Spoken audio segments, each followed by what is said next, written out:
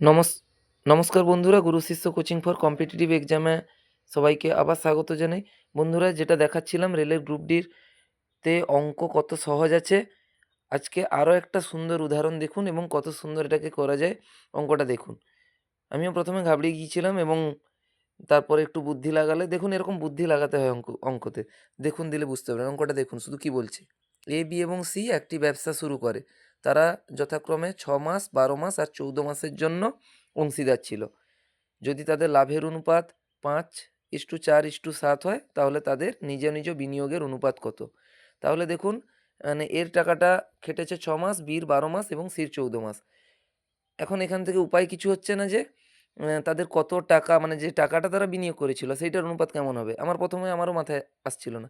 দেখুন আমি কেমন করে আইডিয়া করেছিলাম কিছু, দেখুন সেটাও দেখিয়ে দিই আপনাদেরকে। দেখুন, আমি এরকম গেস করলাম, ধরুন এক এর 2 মাস খেটেছে একটা টাকা, আর বির সেইটা খেটেছে ধরুন 4 মাস আর সির 6 মাস।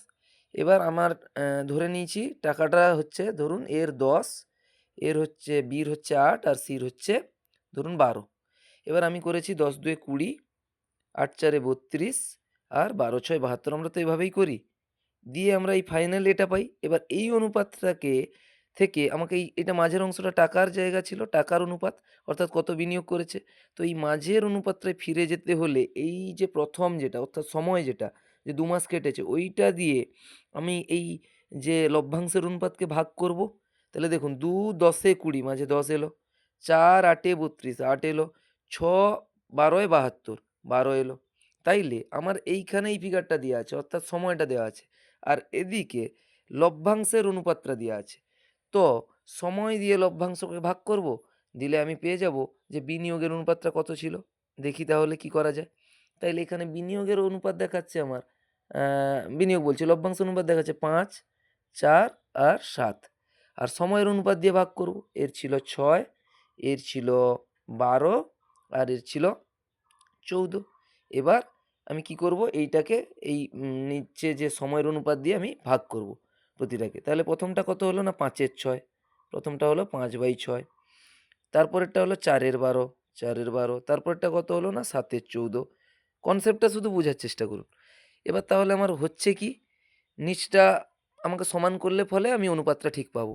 আচ্ছা, আগে কিছু কাটাকাটি করে কমিয়ে নিই। 4-3 12, 1-এর 3, 7-2 14, 1-এর 2। তাহলে এটা হলো 5-এর 6, এটা হলো 1-এর 3, যেহেতু উপরে 1 আছে, এখানে উপরে 1 আছে। এটা 1-এর 3 আর এটা আমার কত হলো 1-এর 2। এটা 1-এর 2। 5-এর 6, 1-এর 3, 1-এর 2। উপরে লিখছি একদম, দেখুন 5-এর 6, তারপরে হলো 1-এর 3, তারপরে হলো 1-এর 2।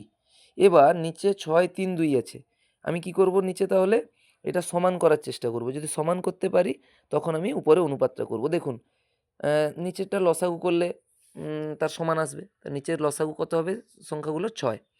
তাহলে প্রথমটা তো যেমন ঠিক আছে, 6 ভাগের 5 ভাগ। তাহলে দ্বিতীয় ক্ষেত্রে যেহেতু 3 ভাগ, তাইলে 3 এর সাথে কত গুণ করলে 6 হচ্ছে 2।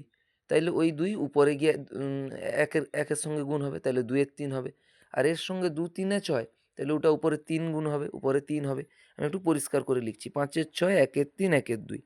তাহলে কত হলো 5-এর 6, 1-এর 3 আর 1-এর 2। আমি অনুপাতগুলো সমান করব। এবার 5-এর 6-এর ক্ষেত্রে ঠিক আছে। এবার 1-এর 3-এর ক্ষেত্রে 3 2 এ 6, 2 উপরে গিয়ে 2টা গুণ হচ্ছে। লিখি এখানে, উপরে গিয়ে 2 গুণ হচ্ছে 2। এর ক্ষেত্রেও 2 3 এ 6, উপরে গিয়ে 3 গুণ হচ্ছে। তাহলে কত দাঁড়াচ্ছে 5-এর 6, আর এটাও নিচটা আমি 6 করেছি মনে করুন। 6 করেছি, অর্থাৎ এখানে 6 করেছি, 3 2 এ 6, তাহলে উপরে 2 গুণ হবে। এখানেও 6 করেছি, মানে 2 3 এ 6, উপরে 3 গুণ হয়েছে। এটাই ছিল। তাহলে 5-এর 6, আর এখানে হয়েছে আমার উপরে 3 2 এ 6 আরকি, ধরুন 2 3 এ 6 দিতে 6 হয়েছে, 3 2 এ 6 দিতে 6 হয়েছে। এইভাবে ইকুয়েশনটা হয়েছে। তাহলে 5-এর 6, আর পরেরটা হচ্ছে 2-এর 6, তারপরেরটা হচ্ছে 3-এর 6। এবার নিচটা সমান, তাহলে অনুপাতটা আমার কত হবে না 5:2:3, 5:2:3 এটা হবে। নিচটা আমার সমান হয়ে গেছে, দেখুন 6 গুলো। তাহলে 5:2:3, 5 2 3, এটা অ্যান্সার হবে। 5 2 3 আছে, অপশান 1 এ আছে। হাত দিয়ে দেখবো সঠিক হয় কিনা, দেখুন হাত দিয়ে দেখছি সঠিক হয় কিনা। 5 2 3, দেখুন সঠিক হয়ে গেছে। মানে অদ্ভুত সহজ অঙ্ক। একটু বুদ্ধি খাটালেও মানে যদি একটু জটিল অঙ্ক থাকে খুব সহজেই হবে। তো বন্ধুরা কেমন লাগছে শুধু জানান, আর কমেন্টে অবশ্যই লিখে জানান। আমরা ক্লাস একদম শুরু করছি। আজকেই হয়তো অঙ্কের একদম ক্লাস গোড়া থেকে শুরু করতে যাচ্ছি। নমস্কার।